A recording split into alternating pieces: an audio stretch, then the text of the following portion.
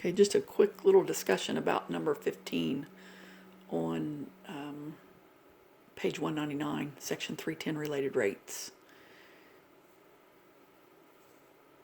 You're given an equation in the problem that V equals IR, and letter A asks us to find the value of dV/dt. That value is actually stated directly in the problem. Statement reads, suppose that V is increasing at a rate of 1 volt per second. So dV/dt actually represents how fast is the voltage changing with respect to time. So letter A again is just given in the problem, 1 volt per second.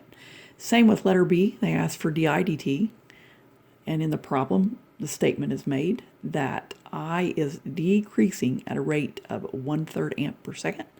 So since it's decreasing, your rate would be negative 1/3 amps per second. Letter C.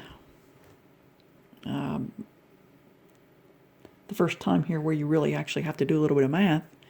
Letter C, they ask you to give an equation that relates dR/dt to dV/dt and dI/dt.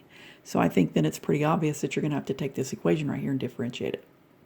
So differentiating the left-hand side gives me dV/dt. On the right-hand side there you have a product, which means we have to use the product rule. So first times the derivative of the second plus second times the derivative of the first. And I have that written here. I dR/dt plus R dI/dt. Then, again, they ask for an equation relating dR/dt to the other rates. So in one step there, I quickly solved that equation for dR/dt. Letter D asks you to do a little bit of math. Find the rate at which R is changing when V is 12 and I is 2. So all you have to do is use the equation that you found in the previous section and fill in values for all of these. You are given in letter A that dV/dt is 1.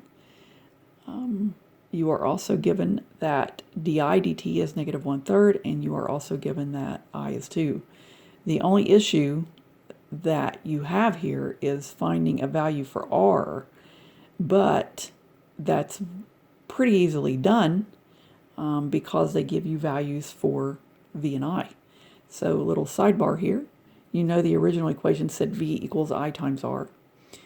In this particular portion of the problem, they tell you that V is 12, they tell you that I is 2, and that allows you to easily then find that R is 6.